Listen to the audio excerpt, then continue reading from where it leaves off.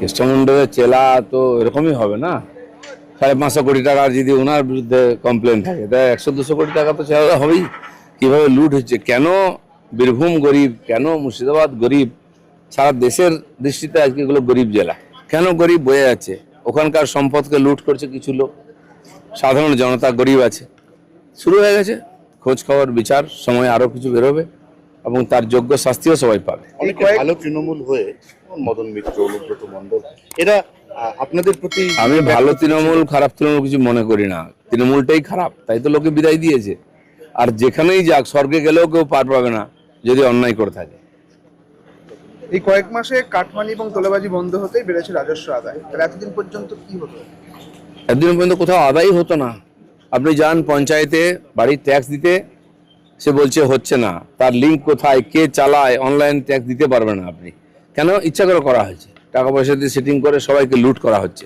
তো এই যে রাজস্ব, এত জমি বাড়ি বিক্রি হচ্ছে, বারবার হাত বদল হচ্ছে, কেন রাজস্ব আসতো না? সব সেটিং হয়ে যেত। সেজন্য যেখানে প্রাকৃতিক কয়লা বালি থেকে আরম্ভ করে তার ট্রান্সপোর্টের ট্যাক্স থেকে আরম্ভ করে সব লুট হতো, সব জায়গায় সেটিং করে রেখেছিল।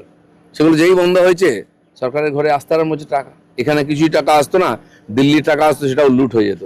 সেজন্য উন্নয়ন থেকে অনেক দূরে ছিল পশ্চিমবঙ্গ, এবার গতি আসছে। মিড ডে মিলে ডিম ডিম করে অনেকে হাহাকার করলো, অনেক লেখালেখি ফেসবুকে হলো। আলটিমেটলি সিদ্ধান্ত হলো যে ইসকনের মিড ডে মিলেও ডিম দেওয়া হবে। কুণাল ঘোষ আবার বললেন যে এটা চাপে পড়ে হচ্ছে। শুনুন, ইসকন ঠিক করবে না কি খাওয়ানো হবে, তারা একটা এজেন্সি।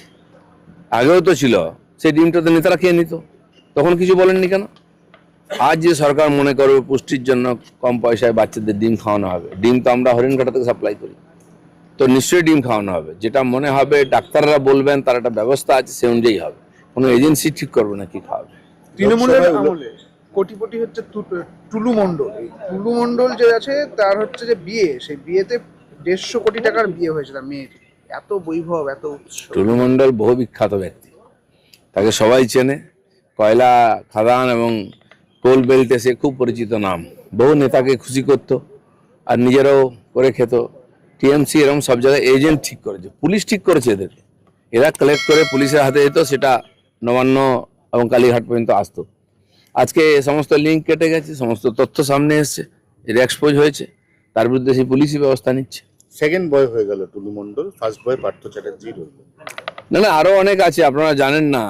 যারা পেছনের বেঞ্চে বসে আছে তারা বেশি ভারী ভরা আছে, সামনেগুলো দেখা যায়, পিছনেগুলো দেখা যায় না, আরো বেরোবে না। চলুন।